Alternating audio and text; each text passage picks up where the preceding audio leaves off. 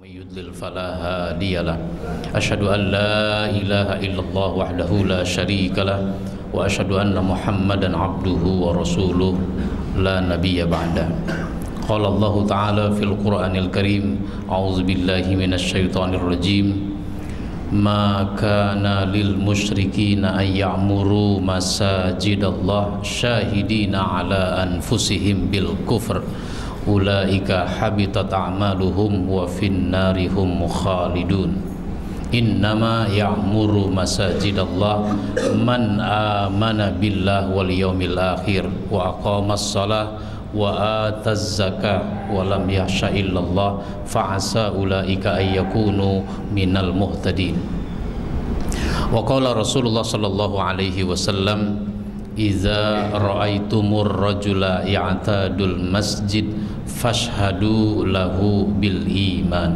أو كما قال رسول الله صلى الله عليه وسلم. Jamaah sekalian yang saya hormati, marilah kita mulai kajian kita pada pagi ini dengan membaca basmalah. Bismillahirrahmanirrahim. Salah satu yang sangat diperhatikan oleh Rasulullah sallallahu alaihi wasallam adalah tentang betapa pentingnya masjid bagi kaum muslimin. Rasulullah memberi isyarat kepada kita waktu beliau menempuh perjalanan hijrah dari Mekah ke Madinah. Perjalanannya cukup jauh, sekitar 400-an kilometer. Jalanannya bukit-bukit bebatuan,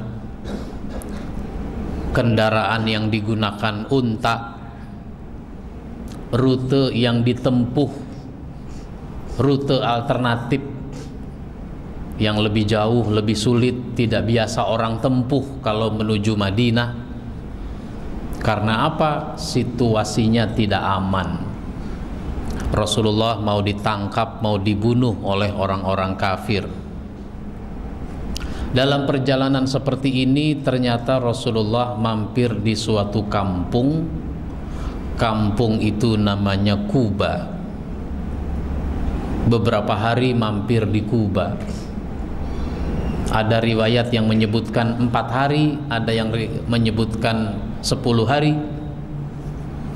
Nah, ternyata kalau kita ambil riwayat yang 4 hari, Rasulullah mampir di Kuba 4 hari itu membangun masjid yang kemudian diberi nama dengan Masjid Kuba.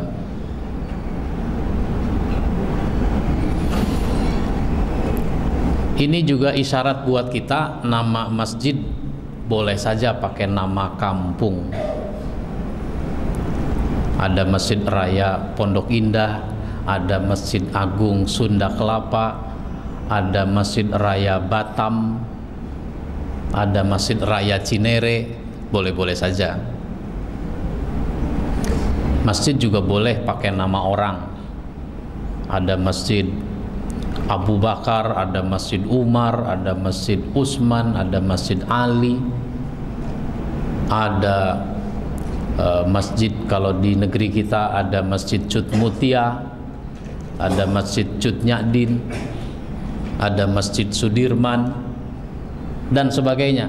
Boleh saja pakai nama orang untuk mengabadikan namanya ketika dia diakui sebagai orang yang baik, yang berjasa.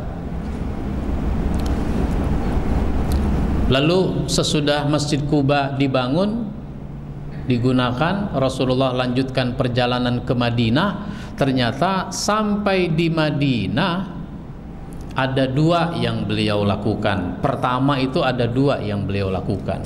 Yang pertama adalah mempersaudarakan antara muhajirin dengan ansar.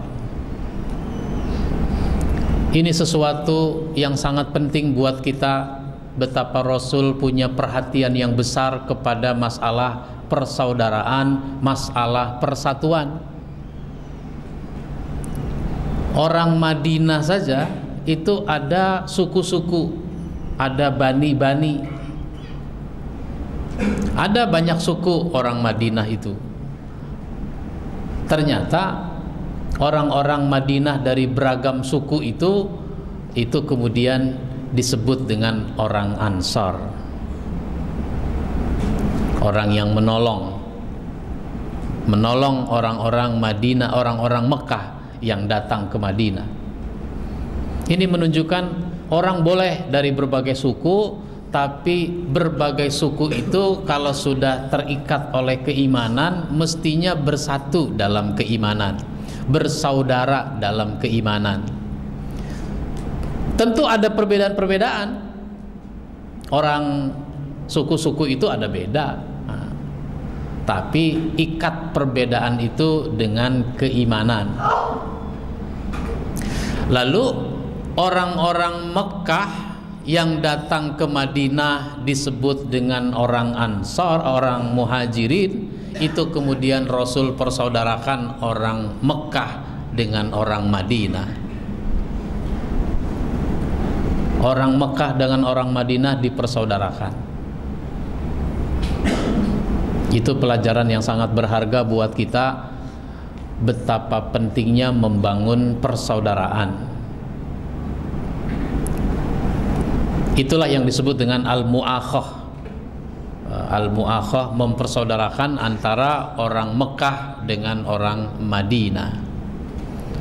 Dengan persaudaraan itulah nanti kaum muslimin akan punya kekuatan. Sehebat apapun kaum muslimin, sebanyak apapun ilmu yang dimiliki, sebanyak apapun harta, sehebat apapun teknologi, itu kalau tidak bisa bersatu, tidak bisa bersaudara, itu akan menjadi lemah.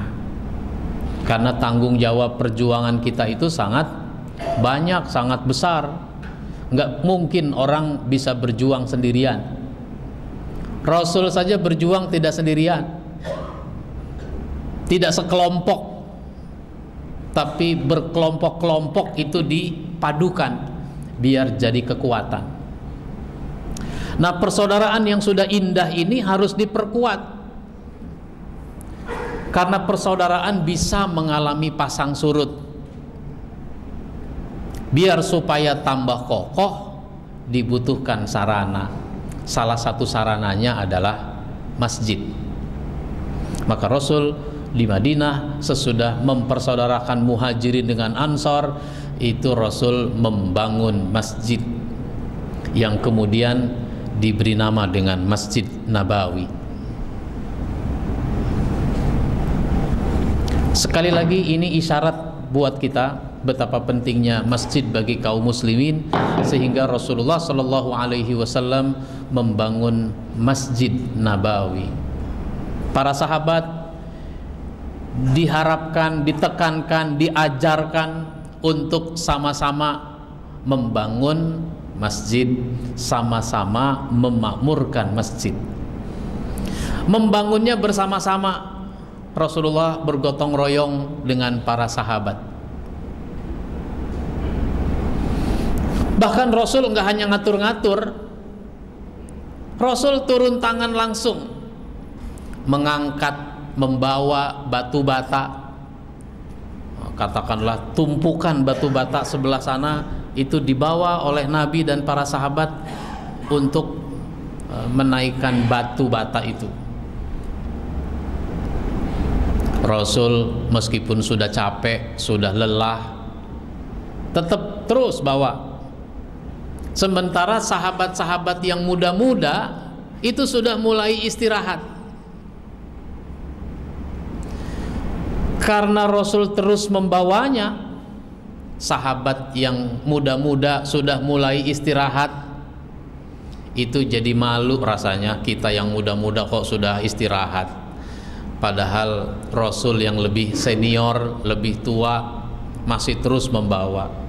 Itu sahabat yang sudah duduk-duduk itu kemudian ada yang bangun dari tempat duduknya, menghampiri Nabi yang sedang membawa batu bata itu.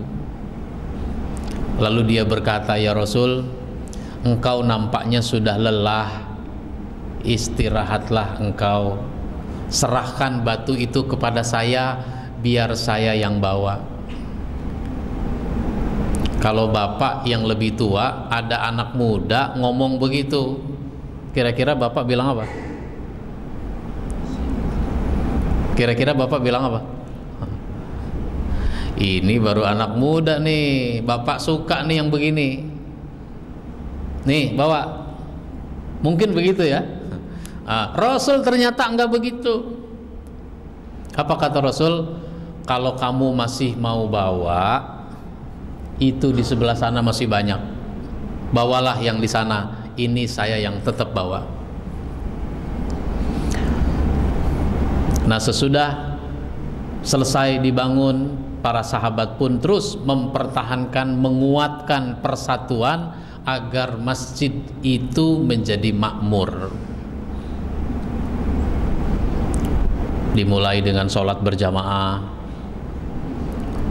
lalu mengkaji berbagai macam persoalan, sampai dulu ada sahabat Abu Hurairah datang ke pasar. Ternyata di pasar tentu saja banyak para pedagang. Kepada para pedagang, sahabat Abu Hurairah bertanya, mempertanyakan, "Hei, kalian ini bagaimana sih? Kok masih saja di pasar? Padahal di masjid Rasulullah sedang membagi-bagikan warisan." Yang benar, ya kalau nggak percaya datang aja. Terus dagangan kami bagaimana ini? Saya yang jaga, tenang saja. Insya Allah nggak ada yang hilang, saya jaga. Kira-kira begitulah kalau terjemahan bebasnya. Lalu akhirnya mereka datang ke masjid. Sampai di masjid tentu saja ada yang sholat, lalu ada yang membaca Al-Quran, kemudian ada kajian tentang halal dan haram, kajian ilmu untuk bisa mengetahui mana yang benar, mana yang salah, mana yang halal, mana yang haram. Sampai selesai nggak ada Rasul bagi-bagiin warisan. Akhirnya mereka balik lagi ke pasar. Sampai di pasar, Abu Hurairah masih nunggu di situ. Dikomplain Abu Hurairah itu, "Wahai Abu Hurairah, bagaimana? Nggak ada itu Rasul bagi-bagiin warisan.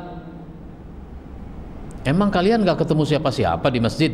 Ya ketemu, banyak. Ada Nabi dan para sahabat. Ada yang sholat, ada yang baca Quran, dan ada kajian tentang halal dan haram. Nggak ada Rasul bagi-bagiin warisan. Kalian ini bagaimana? Itulah dia yang namanya warisan Nabi. Warisan Nabi itu bukan harta. Itu bayangannya kalau sudah disebut warisan, bayangannya adalah harta. Itu dia warisan Nabi, sholat, Al-Quran, ilmu tentang halal dan haram. Nah, kalau kita sederhanakan, masjid itu kan sebenarnya punya banyak fungsi, yang kalau kita sederhanakan fungsinya yang pokok ada 3. Fungsi pokoknya ada 3.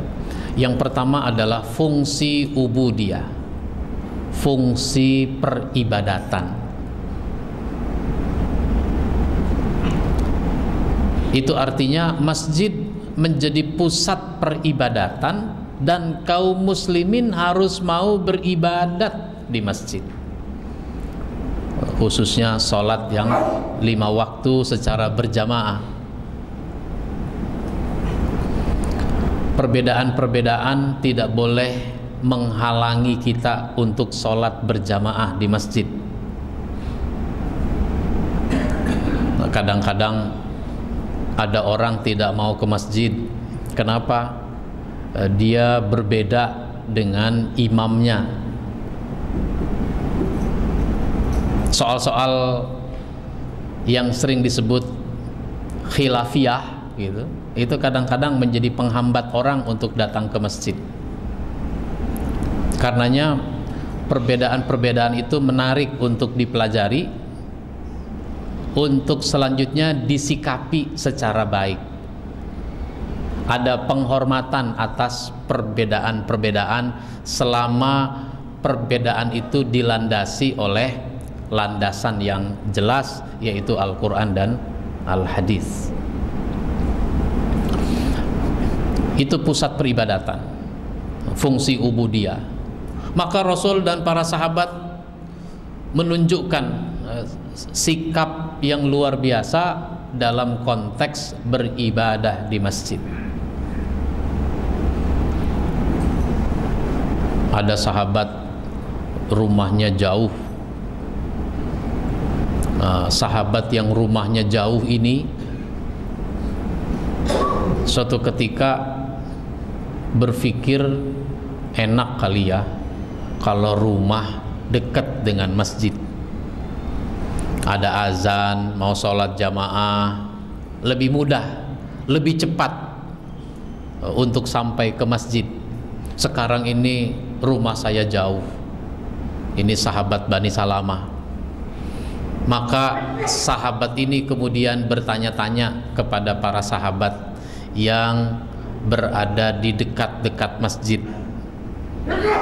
ada nggak ya yang mau jual rumah atau jual tanah yang dekat-dekat masjid? Memang kenapa? Mau beli? Iya, saya mau beli. Kenapa mau beli? Saya ingin dekat tinggal dengan masjid itu. Sekarang ini rumah saya jauh, jadi kalau ke masjid agak sulit, agak repot, kira-kira begitu. Oh, kalau begitu nanti saya kasih kabar. Nah, sahabat yang ditanya ini bercerita kepada Nabi, sehingga Nabi jadi tahu untuk maksud apa Bani Salamah ingin beli rumah, ingin tinggal dekat masjid. Maka dalam satu kesempatan Rasulullah menyampaikan ceramah. Rasul mendapati Bani Salamah itu hadir, maka Rasulullah kemudian mengatakan, inna a'zaman nasi ajran fis salati ab'aduhum ilaiha mamshan. Sesungguhnya orang yang paling besar pahalanya dalam sholat tentu saja itu adalah yang paling jauh, yang paling jauh langkahnya. Mendengar hadis ini, sahabat Bani Salamah berpikir ulang, kalau begitu enakan saya dong, rumah saya jauh. Akhirnya nggak jadi dia beli rumah, beli tanah dekat masjid, enakan jauh dari masjid, rajin datang ke masjid, yang menyebabkan pahala paling gede, paling banyak. Orang sekarang kadang-kadang rumah jauh jadi alasan. Bapak sih wajar aja kalau rajin ke masjid, bapak dekat, saya jauh. Nah, jauh tidak boleh jadi alasan, tapi jauh mestinya menjadi motivasi bagi orang lain. Dia memotivasi orang lain, seolah-olah dia mengatakan, meskipun dia tidak mengatakan, seolah-olah dia mengatakan, saya yang jauh datang, kenapa bapak yang dekat tidak datang? Ini fungsi ubudiyah. Maka Rasulullah terus mendorong para sahabat untuk datang ke masjid menunaikan salat berjamaah. Itu yang pertama, fungsi ubudiyah. Yang kedua adalah fungsi tarbiyah, fungsi pendidikan, fungsi pembinaan. Ada dua aspek paling tidak terkait dengan fungsi pembinaan. Yang pertama adalah aspek keilmuan. Aspek keilmuan itu berarti jamaah kita harus memahami satu demi satu persoalan-persoalan ajaran Islam. Jangan sampai ada jamaah yang awam, jangan sampai ada jamaah yang tidak paham. Apa yang belum dipahami itu harus dipelajari. Masjid adalah sarana untuk kita belajar. Belajar itu tinjauannya pada banyak aspek. Suatu masalah tinjauannya banyak aspek. Yang memahami agama itu bukan cuma kita, orang lain juga memahami agama. Nah, kadang-kadang di situ ada sudut pandang penafsiran. Itu pula sebabnya ulama-ulama menulis tafsir begitu banyak. Berapa banyak ya ada kitab tafsir itu. Itu menunjukkan bahwa ruang penafsiran itu sangat terbuka. Sangat terbuka itu ruang penafsiran. Sehingga ulama dari berbagai generasi itu menulis kitab tafsir, menulis buku-buku tafsir, dan terus saling melengkapi, saling menyempurnakan, saling menambahkan dalam konteks menafsirkan Al-Quran, sehingga wawasan kita tentang Al-Quran misalnya itu menjadi semakin luas. Itu sebuah contoh. Disitulah masjid harus berusaha bagaimana orang yang belum paham menjadi paham. Belajar menjadi satu keharusan, dan Rasulullah menyelenggarakan berbagai macam upaya biar supaya para sahabatnya memahami ajaran Islam dan berbagai macam persoalan. Itu namanya fungsi tarbiyah, fungsi pendidikan. Keilmuan itu harus kuat. Nah, kemudian dalam konteks tarbiyah, pembinaan pendidikan, itu juga yang sangat penting adalah pembentukan karakter. Pembentukan karakter. Sebab dari ilmu itu orang harus punya karakter. Orang berilmu itu biasanya tidak sombong, karena dengan ilmu yang dimilikinya dia menyadari sedikit ilmu yang dia pelajari, yang sudah dia kuasai, itu ternyata masih begitu banyak ilmu yang belum dia kuasai. Disitulah penting kita harus berguru kepada banyak orang. Guru kita ilmunya terbatas.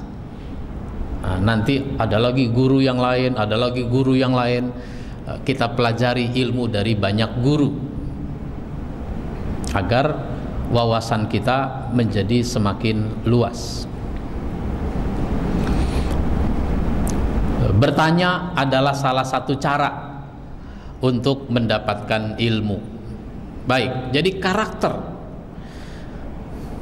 Dari ilmu orang jadi tawadu, rendah hati, karena dia menyadari ilmunya sedikit, padahal ilmu itu banyak yang harus dipelajari. Apa yang dijelaskan di dalam ilmu, misalnya saling menghormati, itu bukan sekedar dipahami bahwa kita saling menghormati, tetapi dia harus menjadi praktek kehidupan sehari-hari bagaimana saling menghormati itu. Dulu Rasulullah Sallallahu Alaihi Wasallam mengemukakan strategi perang. Kita ini perang dengan strategi bertahan, kira-kira begitu ya, strategi bertahan. Kita tunggu dengan penuh waspada serangan kedatangan dan serangan musuh. Kalau memang mereka datang dan menyerang kita, kita sudah siap untuk menghalau serangan-serangan mereka. Begitu Rasul menjelaskan. Terus seorang sahabat namanya Salman Al-Farisi bertanya dengan penuh sopan, kesopanan yang tinggi di dalam bertanya, "Ya Rasul, ini wahyu apa pendapat engkau?" Rasul juga jujur, pendapat ya pendapat, wahyu ya wahyu. Ini pendapat saya dalam mengatur siasat perang. Kenapa? Kalau wahyu kami tunduk, kami terima dengan sepenuhnya.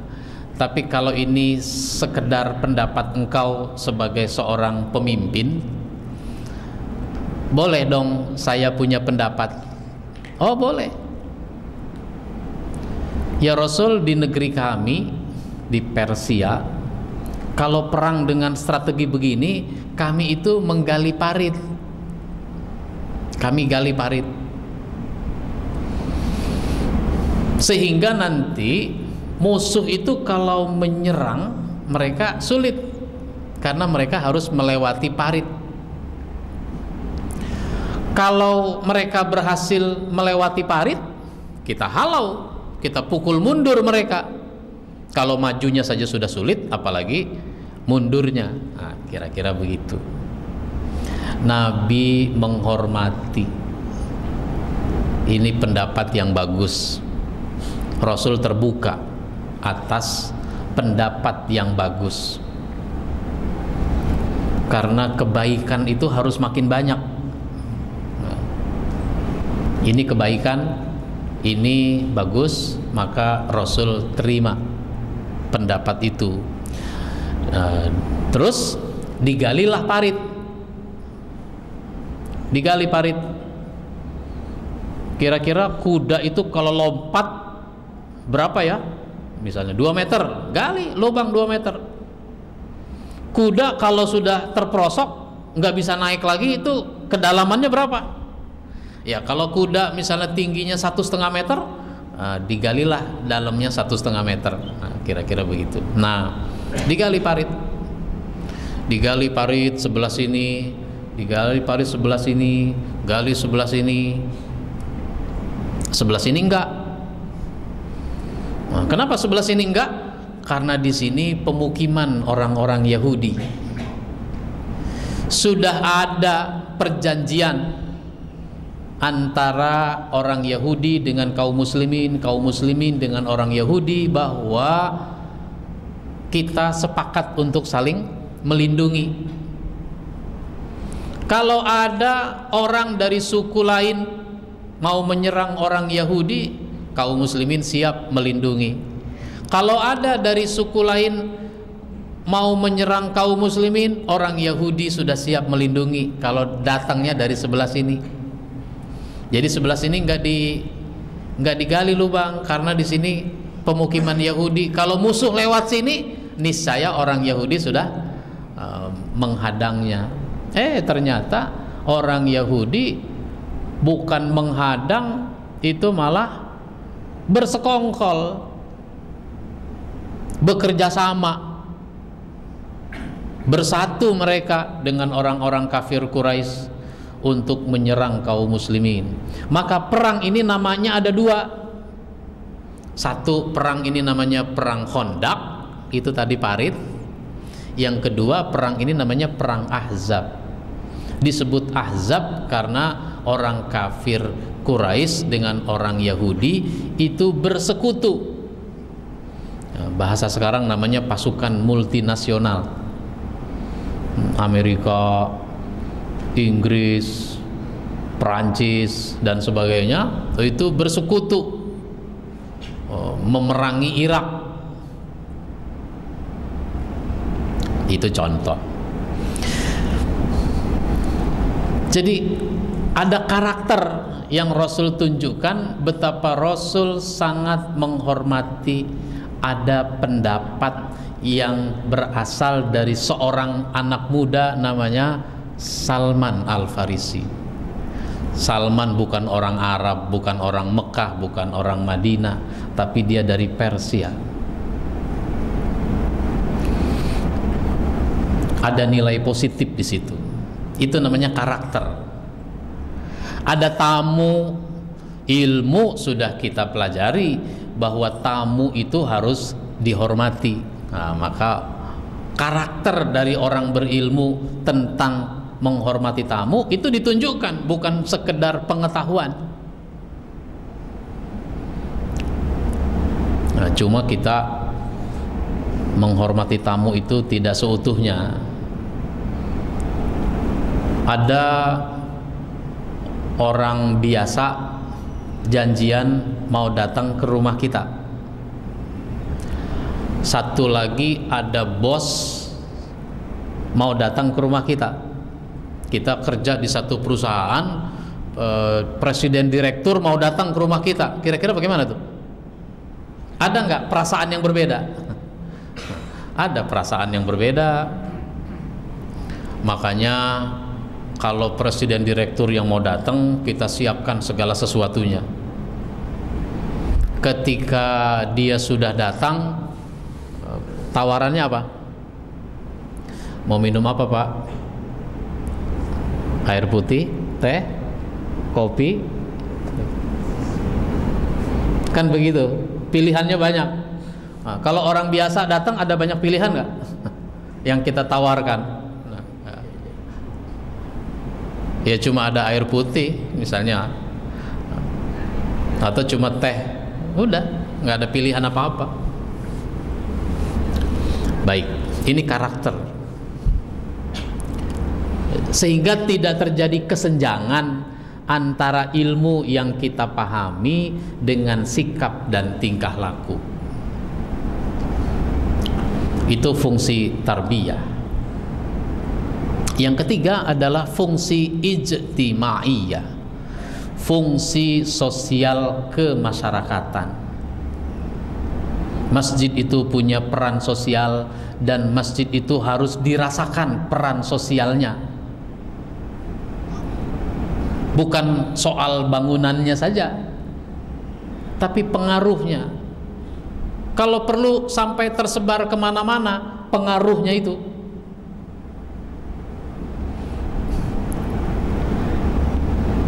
Sehingga ada, bisa saja ada aktivitas masjid, tapi bukan di masjid sini misalnya, tapi aktivitasnya di tempat lain.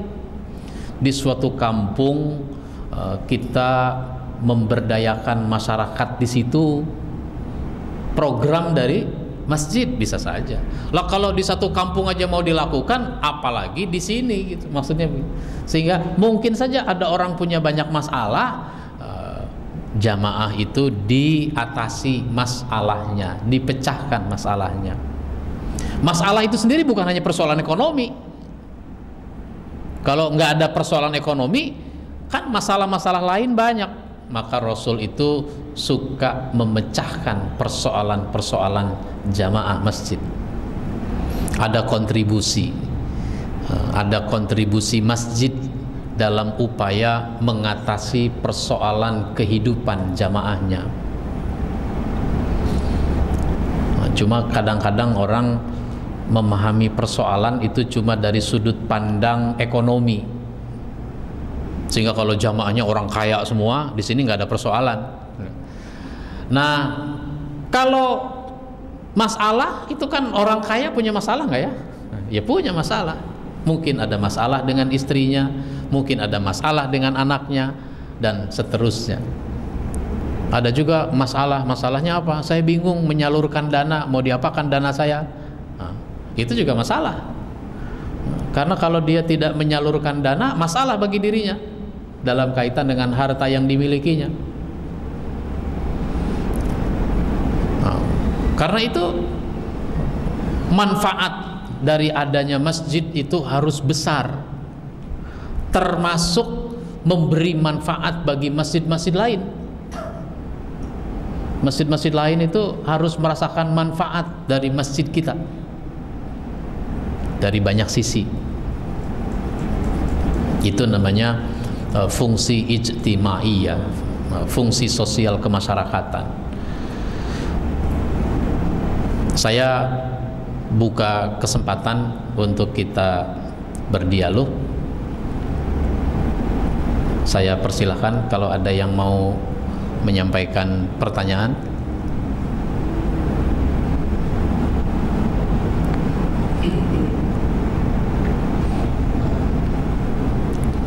Ada? Silakan Pak. Ya. Waalaikumsalam warahmatullahi wabarakatuh.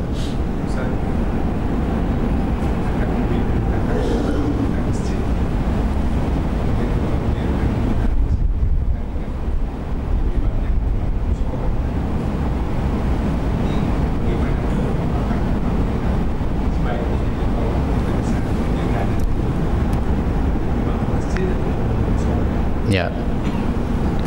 Masjid dengan musola itu sebenarnya sama, fungsinya yang sama, tapi dalam kehidupan masyarakat kita, masjid itu musola itu menjadi unit dari masjid. Jadi musola itu misalnya di satu kampung ada masjid, tapi kan kampung itu penduduknya tersebar, ada sawah berpetak-petak, ada sungai yang cukup besar, sehingga menyulitkan orang untuk selalu datang ke masjid. Maka yang di seberang sawah sana ada sekelompok penduduk 10-20 rumah, untuk sholat berjamaah mereka kemudian membangun musola. Kalau Jumat mereka ke masjid. Lalu masjid ini sering disebut dengan masjid jami, disebut masjid jami, gabungan dari musola-musola itu. Nah terus kalau kita punya dana, bantu yang mana? Bantu masjid apa bantu musola? Nah, kita bantu musola silakan, bantu masjid silahkan, tergantung skala prioritas. Oh masjidnya udah bagus, maka musola yang di sana itu seberang sawah, oh itu sudah hampir roboh, mesti direnovasi. Atau ada masjid lain yang belum selesai, boleh kita bantu, bagus. Membantu itu sendiri nggak mesti ngasih uang, nggak mesti ngasih uang kepada pengurusnya. Itu boleh-boleh saja dalam bentuk barang material yang dibutuhkan. Misalnya, oh beliin aja semen berapa sak sesuai dengan dana yang kita miliki, datang ke material, antar ke masjid itu. Atau ditanya pengurus, kalau kita punya dana, ditanya pengurus apa nih yang belum. Kalau begitu saya pintunya, misalnya ada berapa pintu, pintunya dari aluminium, dari apa, nah, berapa itu satu paket pintu, saya ambil 2 pintu, dan seterusnya. Oh atau kita mau nunggu selesai, boleh, nanti kalau udah selesai saya baru nyumbang. Nyumbang apa? Nyumbang lampu, mungkin nyumbang karpet, mungkin nyumbang jam dinding, apa-apa yang diperlukan, yang penting, yang perlu. Jangan nyumbang yang tidak penting. Yang tidak penting itu apa ya? Yang tidak penting itu jam lonceng. Jam lonceng itu tidak penting. Bukan tidak boleh, tidak penting. Karena yang penting jam, bukan loncengnya. Kalau jam lonceng kan mahal. Yang kita perlukan jam, tidak harus lonceng. Jam itu fungsinya menunjukkan waktu. Jadi belilah jam yang akur. Jangan yang ngaco. Begitu Pak. Ya.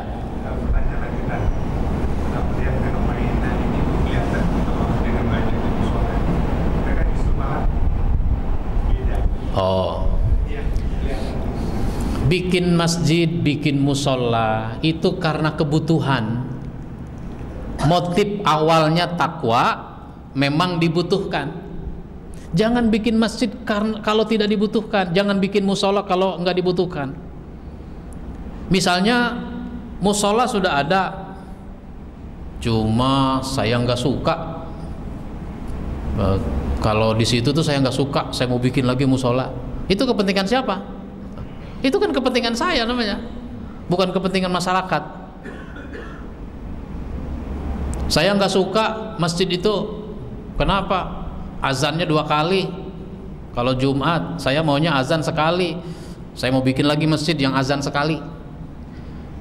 Masa bikin masjid gara-gara azan sekali 2 kali? Saya nggak suka masjid situ, kenapa? Kalau taraweh 11 sama witir, saya punya mau 23. Saya mau bikin masjid lagi. Saya mau bikin musola. Saya mau bikin taraweh yang 23. Nah, itu bikin masjid bukan motif ketakwaan, tapi motifnya motif perpecahan, motif perbedaan. Beda-beda itu bisa ditampung. Cuma kalau orang tidak mau bersatu, emang susah. Namanya aja udah nggak mau bersatu, mau diapain juga susah. Lalu karena dia punya duit, bikin masjid, bikin musola, padahal tidak diperlukan. Tapi orang pada datang, ya orang sih memanfaatkan saja, namanya udah ada kan gitu. Baik, silakan. Assalamualaikum.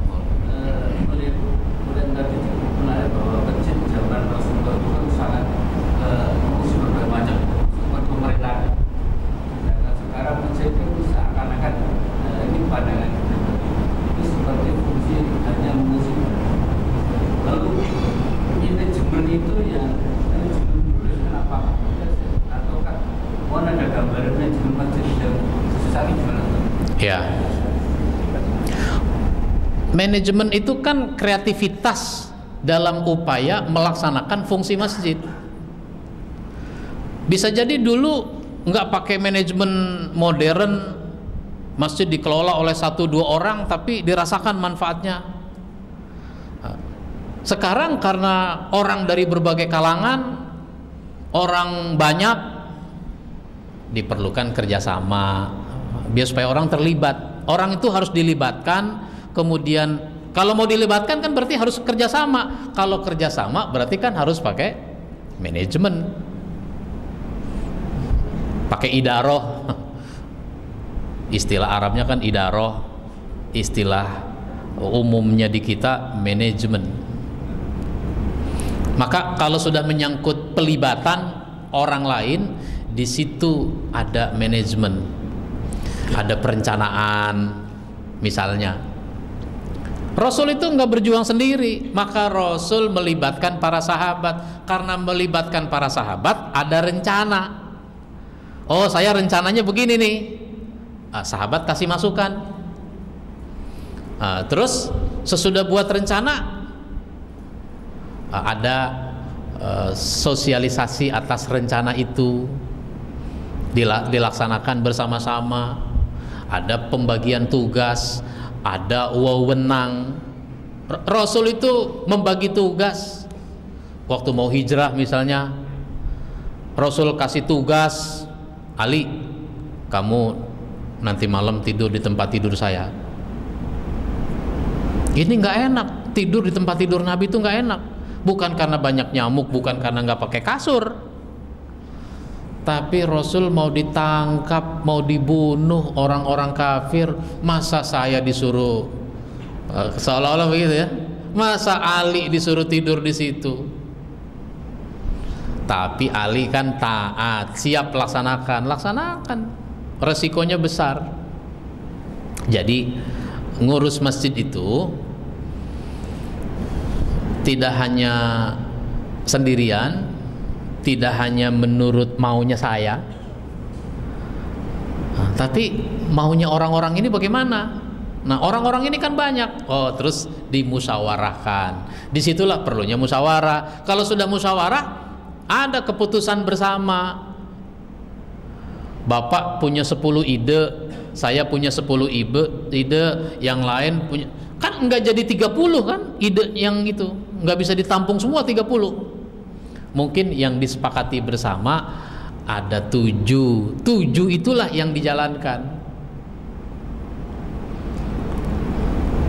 Saya nggak mau aktif lagi deh kalau begitu. Emang kenapa? Masa saya punya ide nggak barang satu yang diterima? Mendingan saya mundur. Itu namanya ngambek. Gitu. Ngomong-ngomong, ada nggak orang ngambek di masjid? Akhirnya jadi apatis, nggak merasa memiliki, nggak terlibat. Alhamdulillah sih masih ada komitmen untuk sholat jamaah. Lah ini kadang-kadang sudah sholat mau di mana juga bisa. Itu namanya ngambek. Di situ diperlukan keterbukaan, diperlukan musyawarah, ada keputusan bersama, jalan langkah sama-sama. Orang yang berbeda-beda itu bisa jalan bersama. Wah, itu luar biasa.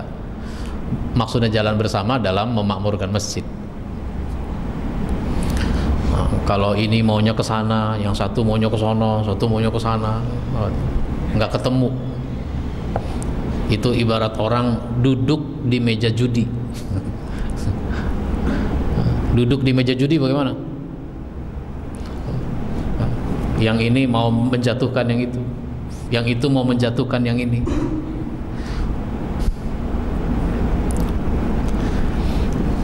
Nah terus karena dia fungsinya paling tidak tadi ada 3, fungsinya banyak kan, sederhananya ada 3. Berarti kalau baru fungsi ubudiyah yang jalan, ya tinggal diteruskan lagi fungsi yang kedua, fungsi yang ketiga, biar supaya orang punya persepsi yang utuh tentang masjid. Rasul itu mencari tahu masalah jamaahnya. Jadi kalau Rasul itu mau sholat menghadap ke jamaah, ya tentu saja sambil mengatakan sawu sufufakum. Itu sebenarnya selain itu Rasul tuh memperhatikan siapa yang udah datang, siapa yang belum. Itu Rasul perhatikan. Nanti kalau ternyata orang biasa di depan kok ada di belakang, bahkan jadi masbuk, nah, ini berarti ada masalah nih orang. Rasul cari tahu apa masalahnya. Rasul mengapresiasi orang. Udah 3 hari Rasul ke masjid itu tidak melihat seorang wanita namanya Mahjanah, dipanggilnya Ummu Mahjah. Rasul bertanya-tanya, kenapa udah 3 hari ini dia datang ke masjid enggak mendapati seorang wanita namanya Mahjanah. Akhirnya Rasul tanya, kemana Ummu Mahjah itu? Dia sudah meninggal ya Rasul 2 malam yang lalu. Rasul terkejut, tentu saja innalillahi, tapi juga Rasul bertanya, kalau dia meninggal kenapa saya nggak dikasih tahu? Dia kan orang biasa-biasa saja ya Rasul, nggak terlalu penting kayaknya ngasih tahu engkau. Lagi pula dia meninggal di waktu malam, engkau sudah istirahat, jadi kami urus jenazah sebagaimana mestinya. Tidak boleh begitu. Kalau ada yang meninggal kasih tahu saya, di mana kuburannya. Nah, Rasul kemudian diantar ke kuburannya. Ini ya Rasul kuburannya. Maka Rasul kemudian sholat di situ, sholat jenazah, sholat gaib.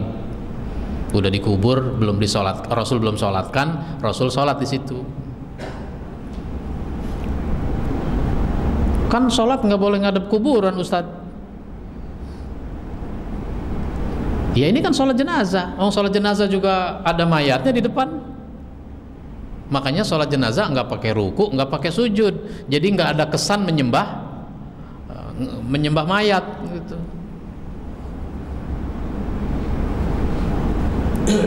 Sholat jenazah itu paling ringan, pahalanya gede.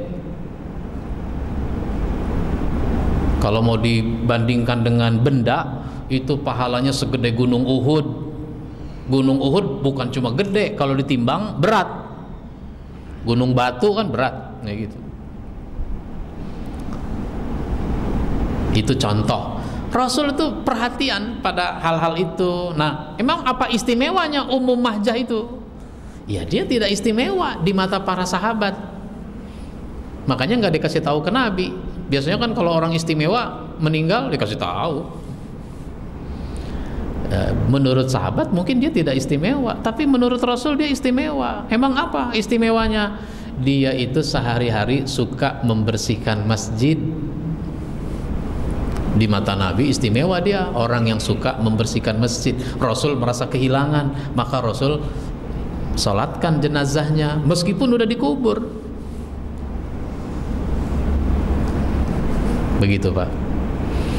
Nah, disitulah perlunya pengurus masjid dimanapun ada pencerahan bagaimana masjid harus kita kelola pada zaman sekarang tanpa mengabaikan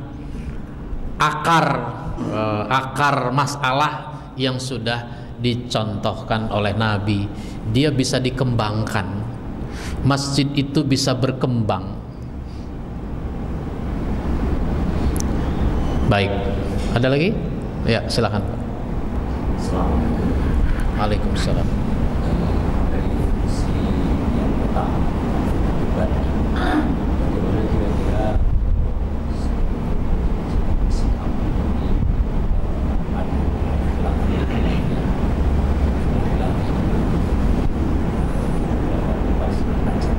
ada ya. juga barangkali saat ini memang situasinya sudah semakin banyak sekali Ya. sampai kepada masyarakat. Baik. Ini pertanyaan bagaimana dalam perkara ibadat itu kadang ada masalah-masalah khilafiyah. Khilafiyah itu dipelajari. Kita cari tahu dulu, dipelajari mengapa begini, mengapa begitu. Bagaimana pendapat ulama-ulama terdahulu terhadap perbedaan-perbedaan itu. Kalau kita bingung, cari ustadz dari kedua belah pihak agar nanti bisa menengahi perbedaan-perbedaan itu sampai kemudian menjadi kesepakatan bersama. Ada sebuah masjid di perumahan